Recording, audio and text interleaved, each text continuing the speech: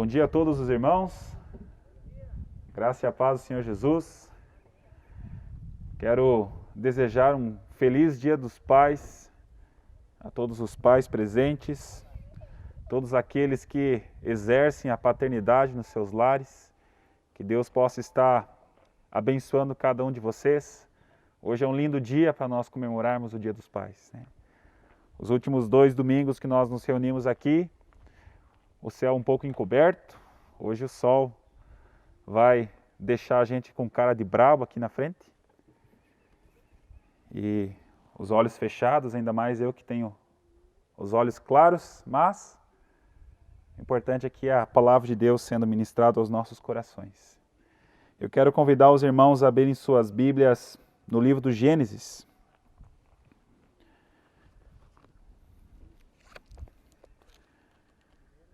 Gênesis, nós vamos ler 2 passagens. Primeiro, Gênesis 1, versículos 26 a 28. Gênesis 1, 26 a 28, diz assim a palavra do Senhor. Também disse Deus: façamos o homem à nossa imagem, conforme a nossa semelhança. Tenha ele domínio sobre os peixes do mar, sobre as aves dos céus, sobre os animais domésticos, sobre toda a terra e sobre todos os répteis que rastejam pela terra. Criou Deus, pois, o homem à sua imagem, a imagem de Deus o criou, homem e mulher os criou. E Deus os abençoou e lhes disse: sede fecundos, multiplicai-vos, enchei a terra e sujeitai-a, dominai sobre os peixes do mar, sobre as aves dos céus e sobre todo animal que rasteja pela terra. Agora acompanhem comigo Gênesis 2, versículos 15 a 17. Tomou, pois, o Senhor Deus ao homem e o colocou no jardim do Éden para o cultivar e o guardar. E o Senhor lhe deu esta ordem: de toda a árvore do jardim comerás livremente, mas da árvore do conhecimento do bem e do mal não comerás, porque no dia em que dela comeres, certamente morrerás. Até aqui a palavra do Senhor. Deus, nós pedimos a Tua direção sobre as nossas vidas. Fala aos nossos corações aqui nessa manhã, fala aos corações daqueles que vão nos assistir mais tarde, que o Senhor esteja abençoando as nossas vidas através dessa palavra. Em nome de Jesus. Amém. Irmãos, hoje nós vamos falar sobre a paternidade segundo os padrões de Deus. E esses textos de Gênesis, eles nos ajudam a pouco a entender um pouco essa visão de Deus a respeito da paternidade e aquilo que nós podemos aprender para nossas vidas. E nós sabemos, quem já teve a experiência sabe que a chegada de uma criança, a chegada de um bebê, ela gera uma grande expectativa na vida dos pais. Existe toda uma preparação em várias áreas para a vinda desse bebê, para a chegada dessa criança. Então, aqueles que já passaram por isso, aqueles que estão passando por isso, entendem que existe essa grande expectativa, toda essa preparação em relação a coisas que antes não faziam sentido, você talvez não prestava atenção e agora de repente você presta atenção. Antes você ia no mercado e você nem sabia que existia um enorme setor separado só para bebês, só para fralda, só para lenço e não sei mais o que, tudo para criança. Antes você não ligava, agora você passa e você fica olhando, misericórdia, Senhor, vou ter que arrumar mais um emprego para poder sustentar. Né? E você vê aquele quarto que era o quarto da bagunça e você pensa, e agora? Aonde a gente vai colocar essa bagunça para preparar um quarto, para botar um berço? Agora tem que pintar, tem que fazer isso. Existe toda essa preparação. A gente vai colocar do lado da cama, a gente vai colocar um pouco afastado, a gente vai fazer o quê? Toda essa grande expectativa. Então a gente sabe que tem isso, a gente quer preparar um ambiente adequado e propício para que quando essa criança venha, ela possa crescer, ela possa se desenvolver, ela possa conseguir crescer de uma maneira sadia. E quando nós voltamos para esse texto de Gênesis, principalmente o capítulo 1 e o capítulo 2 inteiro, aparentemente a gente vê toda essa narrativa da criação, da formação do homem, a formação do mundo, e a gente vê Deus trabalhando em todas as coisas, só que eu quero que hoje a gente analise na visão da paternidade esse agir de Deus. E a gente vê Deus, então, Ele preparando todas as coisas para receber o homem e a mulher. Deus criando todas as coisas, Deus preparando um jardim, Deus preparando todas as coisas para que o homem possa, nesse lugar, ter todas as suas necessidades físicas, espirituais e emocionais saciadas. Deus prepara um lugar onde tudo isso vai ser saudável para o homem. Adão vai chegar a um lugar onde todas as coisas satisfazem ele de uma maneira que ele possa atingir todos os seus propósitos, para que ele possa crescer, para que ele possa atingir o seu potencial e possa cumprir os propósitos de Deus para a sua vida. E nós, como pais, como mães, nós também temos esse desejo para que os nossos filhos atingem o máximo do seu potencial, que eles possam alcançar tudo aquilo que Deus tem preparado para nós. Então essa é a essência da paternidade de Deus. A essência da paternidade segundo o padrão de Deus é a gente desenvolver um ambiente propício onde esse ser, onde essa criança, onde esse filho, essa filha, ela possa se desenvolver em todos os sentidos, quer seja emocional, físico e espiritual. E isso vale para todas as idades e para todos aqueles que exercem a paternidade, seja pai, seja uma mãe, seja um tio, uma tia, sejam avós. Todos aqueles que de alguma maneira exercem paternidade sobre aqueles que estão abaixo de vocês. Então, analisando esses capítulos 1 e 2, nós vemos que Gênesis fala um pouco dessa paternidade que também pode ser encontrada em toda a Escritura. Em toda a Escritura nós vamos ver esse cuidado de Deus como um pai, Deus preparando todas as coisas para os seus filhos. Então nós podemos ver nesse texto algumas provisões de Deus na vida de Adão e que nós, como figuras paternas, também precisamos prover na vida dos nossos filhos. Então vamos ver a primeira provisão que Deus dá para Adão e que nós, como pais também, como figuras paternas, precisamos providenciar, é que Deus provê relacionamento. Deus provê relacionamento. Então a gente vê no relato da queda, lá em Gênesis 3, que a Bíblia fala que Adão e Eva, ao ouvirem Deus se aproximar, ao ouvirem a voz de Deus que andava no jardim na viração do dia, eles se esconderam.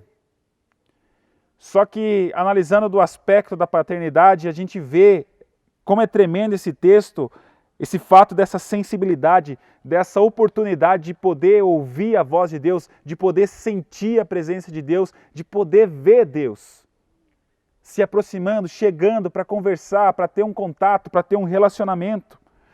A gente vê que Deus se aproximava de Adão e Eva na viração do dia. Era Deus que buscava esse relacionamento, era Deus que proporciona esse encontro.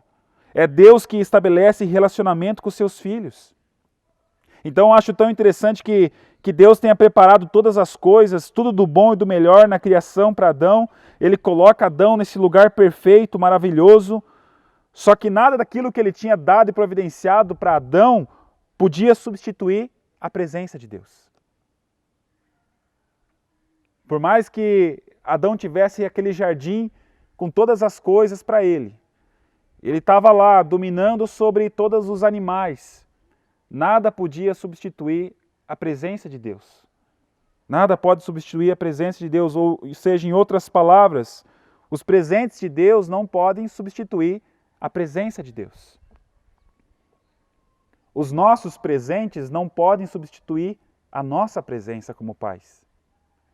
Então, Deus, que é um Deus doador, que se oferece como presente, Ele é um Deus que se envolve, um Deus de relacionamento, um Deus que nós podemos ver na Bíblia inteira, Ele provendo esse relacionamento. Porque, por exemplo, a gente vê Deus se relacionando com Abraão, Deus se relacionando com o povo de Israel durante o êxodo, rumo à terra prometida. A Bíblia fala que em meia-noite fria, Deus providenciava um fogo, uma coluna de fogo que os aquecia, que os iluminava. Durante o dia escaldante, Deus providenciava uma nuvem de glória que acalmava aquele sol escaldante e o povo podia marchar. A presença de Deus sempre estava acompanhando o povo. Em Êxodo 25, nós vemos Deus chegando para Moisés falando: Moisés, eu quero que vocês façam um tabernáculo, porque eu quero habitar no meio do meu povo. É Deus buscando, é Deus se aproximando. Deus não é um ser distante, um Deus distante. Ele quer habitar no meio de nós. Ele quer ter um relacionamento conosco. A gente vai para o Novo Testamento, a gente vê o João falando lá no seu evangelho que o Verbo se fez carne e habitou entre nós. Deus se fez carne na pessoa de Jesus Cristo e habitou no meio de nós. Relacionamento. E quando ele está se despedindo dos seus discípulos para subir aos céus, ele fala: ide fazeis discípulos de todas as nações. Mas tem mais. Vocês não estarão sozinhos, porque eu estarei convosco todos os dias até a consumação do século. Lá em João também ele fala: não se preocupem, porque eu vou enviar o Consolador, o Espírito Santo que estará com vocês, que guiará vocês em toda a verdade. Ou seja, em todo momento, Deus nunca nos deixou sozinhos. Ele sempre nos buscou, Ele sempre corre atrás de nós para nos prover relacionamento. Para que a gente não esteja sozinho. Para que a gente não caminhe nas nossas lutas sozinhos. No meio da luta, no meio da adversidade, no meio da dor, no meio do vale, do deserto, nada substitui a presença de Deus e o seu consolo. Nada substitui Ele estando conosco, nos ajudando e nos acompanhando em nossas lutas. Estão entendendo, irmãos? Então, é assim que Deus age.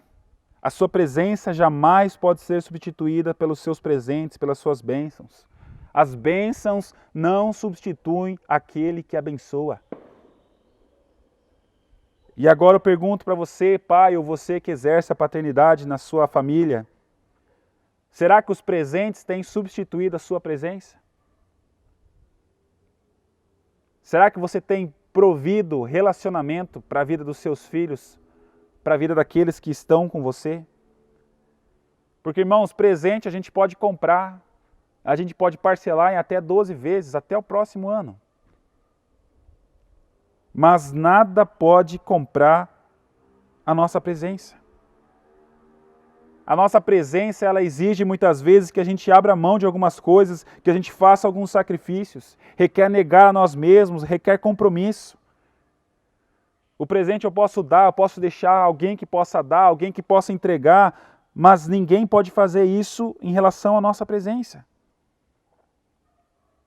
E deixa eu falar uma coisa a mais. Se você não estiver presente, outros vão estar.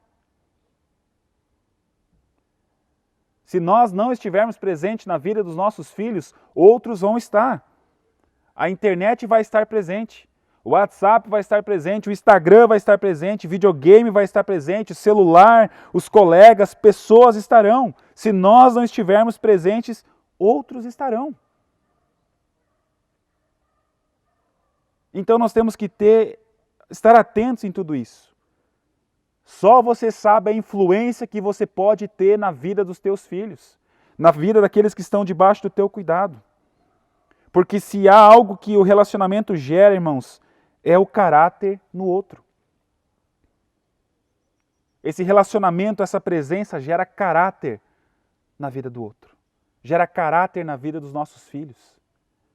Porque nós vemos essa presença de Deus, esse relacionamento de Deus na nossa vida, Ele coloca em nós o caráter de Deus. Ser cristão é isso, é ter imprimido o caráter de Deus na nossa vida, o caráter de Jesus na nossa vida.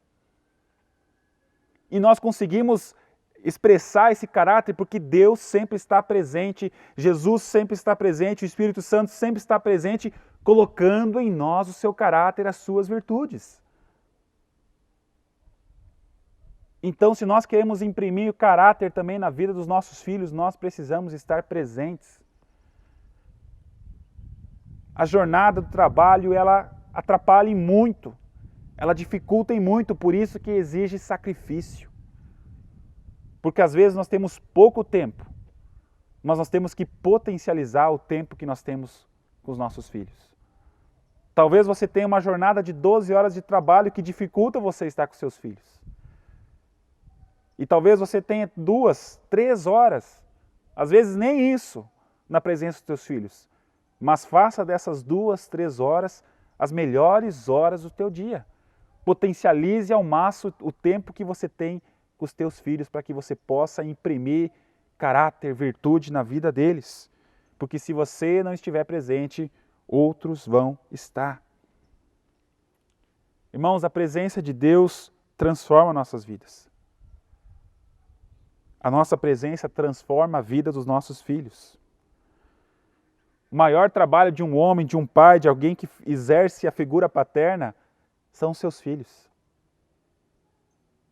É o nosso maior trabalho. É o que vale mais a pena.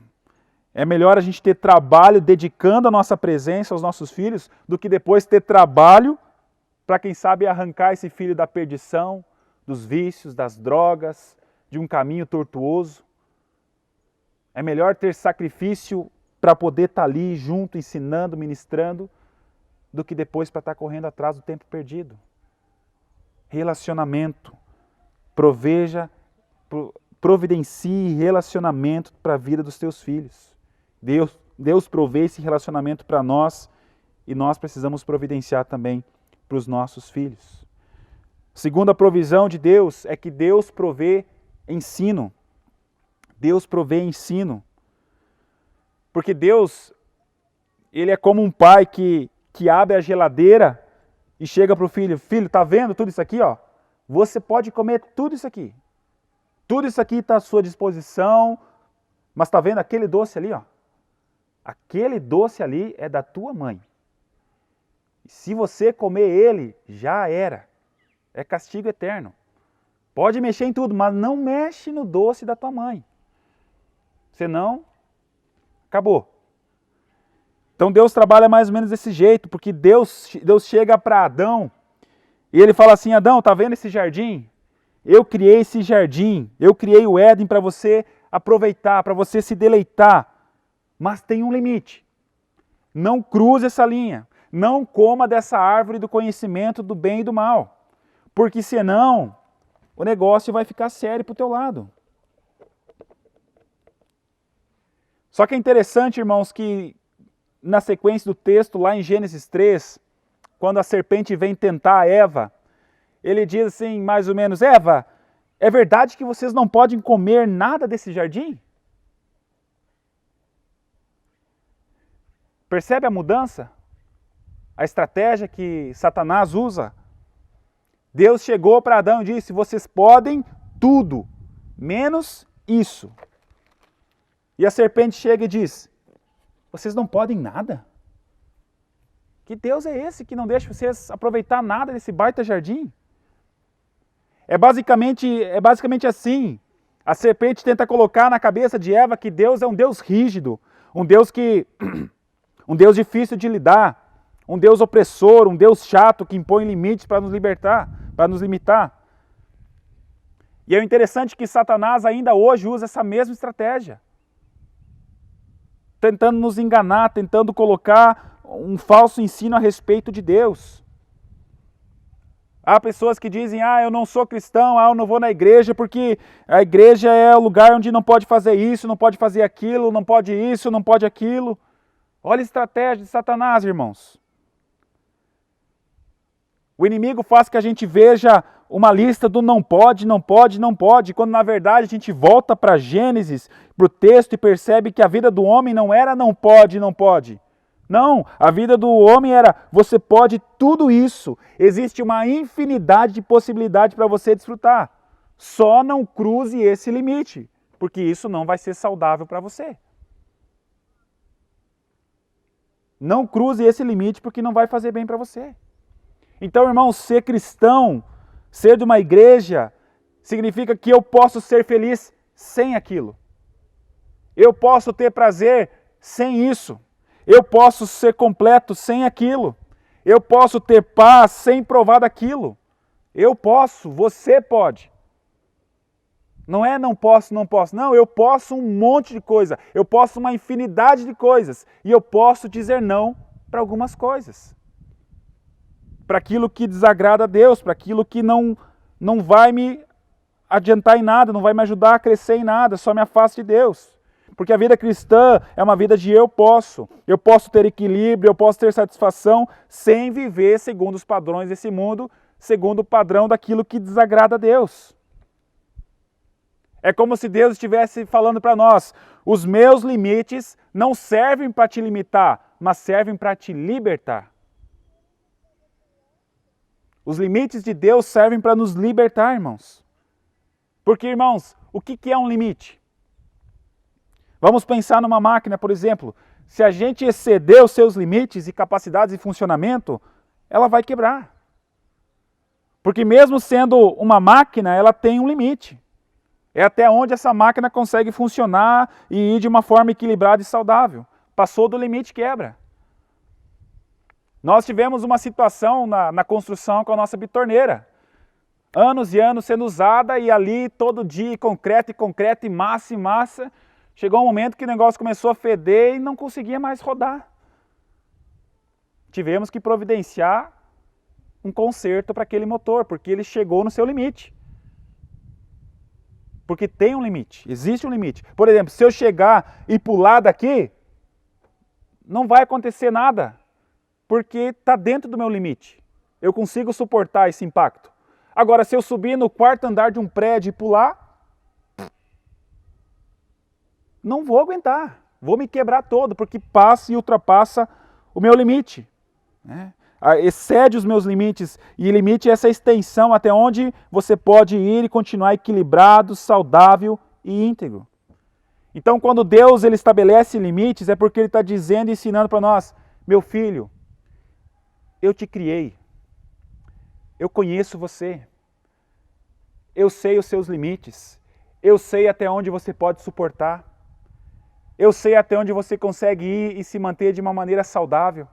Eu sei até onde você pode avançar e se manter equilibrado com os princípios em dias, sem perder seus valores, sem perder o seu caráter. Eu sei até que ponto você pode permanecer íntegro. Se você cruzar esse limite, você vai se quebrar. Irmãos, por isso que existe essa ideia de quebrar limites. Essa ideia não existe, porque na verdade é os limites que nos quebram. Não é nós, eu quebrei limites, eu ultrapassei limites. Não, na verdade são os limites que nos quebram, porque quando a gente vai ver, quando a gente ultrapassou e quebrou limites, a gente vai ver que na verdade foi os limites que nos quebraram. Porque normalmente quando a gente quebra esses limites, a gente se dá mal. Assim como aconteceu com Adão e Eva. Então, irmãos, a Bíblia não é o livro do não pode, da proibição, da limitação. A Bíblia é a palavra de Deus que fala para nós dos limites de Deus, sim, mas não para que sejamos limitados, mas sim para que sejamos verdadeiramente livres. Porque dentro dos limites de Deus existe plena liberdade. Plena liberdade dentro dos limites de Deus. Não existe liberdade fora dos limites, só há liberdade dentro dos limites. Porque a liberdade sem fronteira se chama libertinagem. Libertinagem. Está fazendo sentido, irmãos? Então, no momento que eu compreendi que os limites de Deus, na verdade, não são para me limitar, mas sim para me libertar, para me tornar verdadeiramente livre, eu pude avançar de uma maneira mais saudável.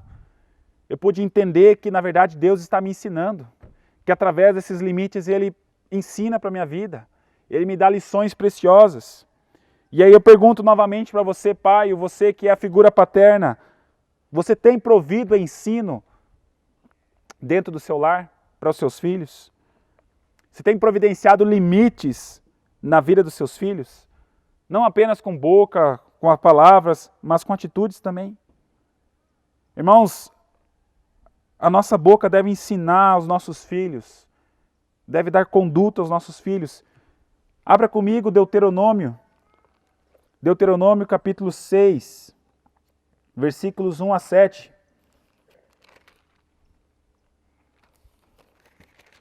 Deuteronômio 6, 1 a 7 diz assim: Estes, pois, são os mandamentos, os estatutos e os juízos que mandou o Senhor teu Deus, se te ensinassem, para que os cumprisses na terra que passas para possuir, para que temas ao Senhor teu Deus e guardes todos os seus estatutos e mandamentos que eu te ordeno, tu e teu filho e o filho do teu filho, todos os dias da tua vida, e que teus dias sejam prolongados. Ouve, pois, ó Israel, e atenta em cumprirdes, para que bem te suceda, e muito te multipliques na terra que mana leite e mel, como te disse o Senhor, Deus de teus pais. Ouve, Israel, o Senhor nosso Deus é o único Senhor. Amarás, pois, o Senhor teu Deus de todo o teu coração, de toda a tua alma, de toda a tua força. Estas palavras que hoje te ordeno estarão no teu coração. Tu as inculcarás a teus filhos, e delas falarás assentado em tua casa, e andando pelo caminho, e ao deitar-te e ao levantar-te. Ou seja, irmãos, ele nos diz que nós devemos introduzir na vida dos nossos filhos um amor pela palavra, um amor pelos preceitos de Deus, um amor por Deus. Coloque a palavra dentro deles, coloque a palavra na vida deles.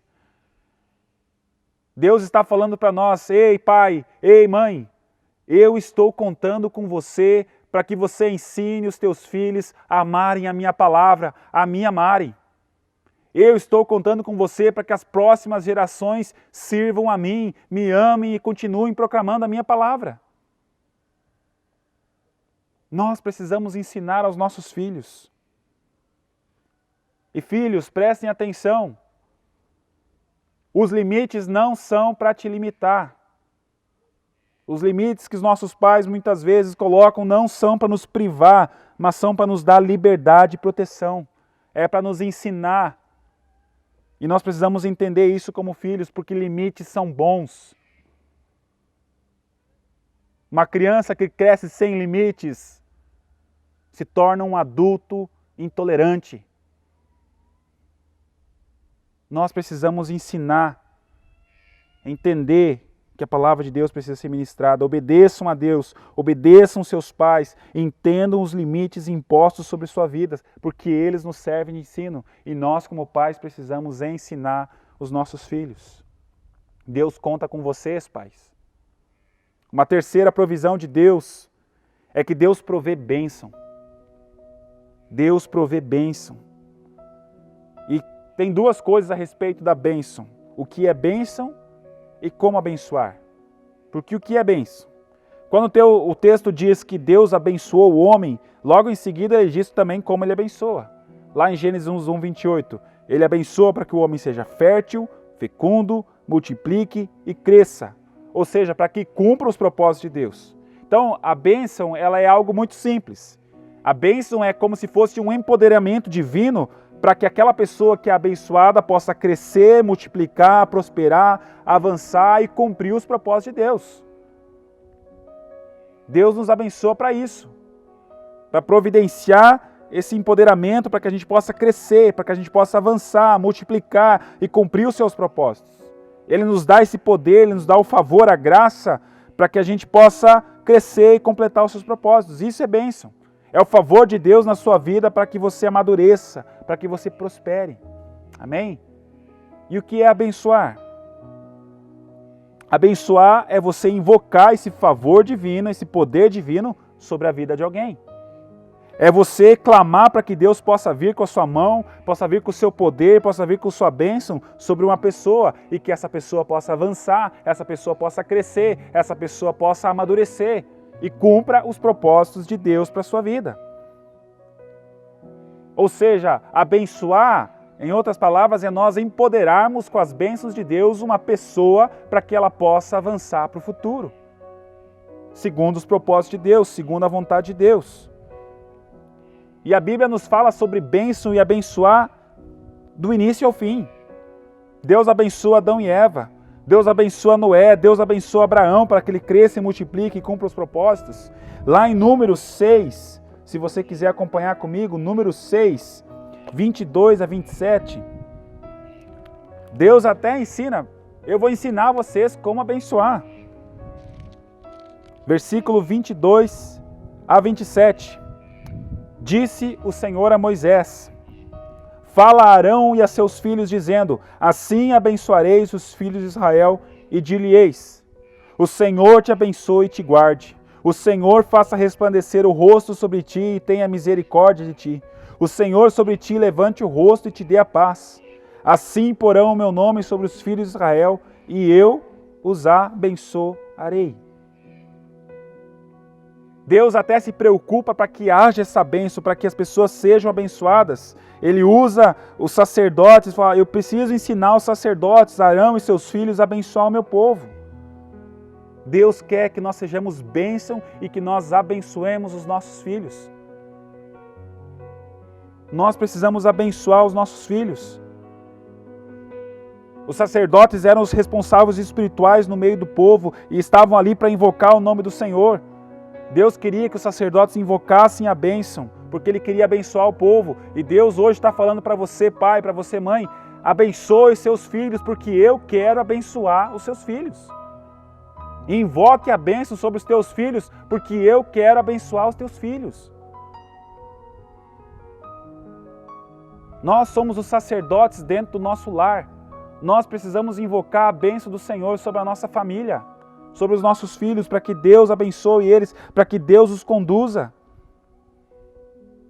E como nós vamos abençoar? Invocando, falando, declarando. Lá em Tiago 3,10 fala que da mesma boca procedem bênção e maldição.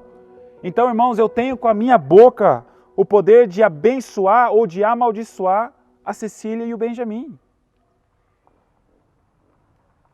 Perceba a importância que nós devemos ter, o cuidado que nós devemos ter.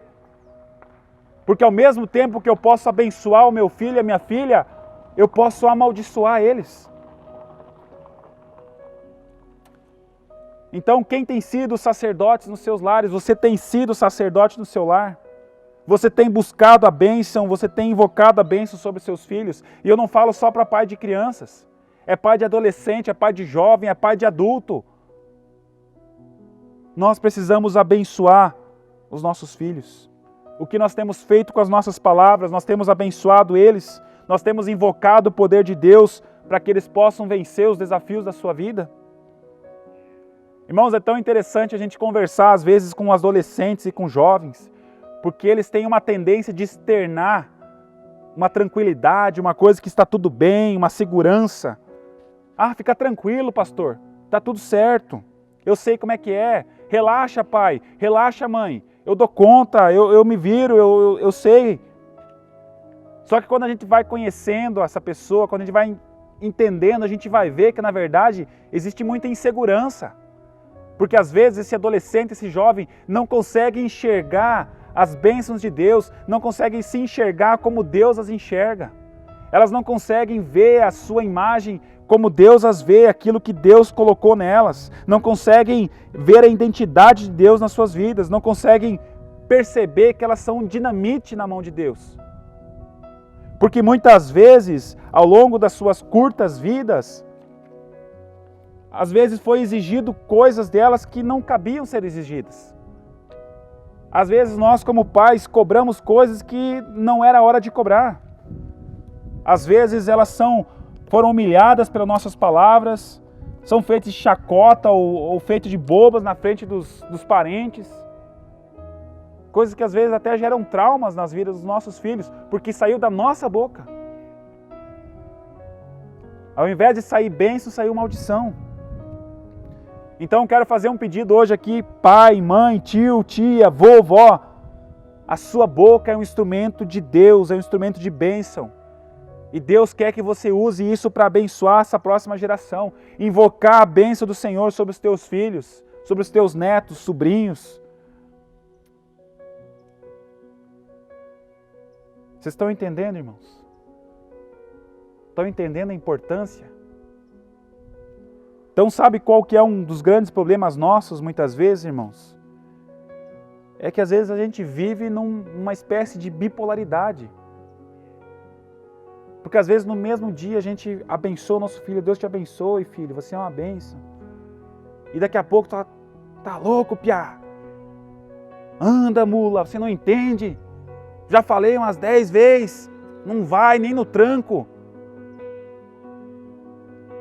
Percebe que às vezes a gente tem essa bipolaridade, ao mesmo tempo que a gente está ali abençoando, a gente já está meio que amaldiçoando a pessoa. Então nós temos que acabar com isso, a gente precisa fazer um compromisso com Deus de que a partir de agora, a partir de hoje, a minha boca vai ser um canal de bênção, a minha boca vai ser um canal do céu para a vida dos nossos filhos. Satanás não pode encontrar poder nas nossas palavras, é só o poder de Deus que deve fluir através das nossas palavras. Então eu quero ser um pai que vai reafirmar as promessas de Deus na vida dos meus filhos. Você precisa ser um pai, você precisa ser uma mãe, um avô que vai reafirmar as promessas de Deus sobre a vida dos seus filhos, dos seus netos. Abra a boca e seja um canal de bênção. Abençoe, abençoe e abençoe.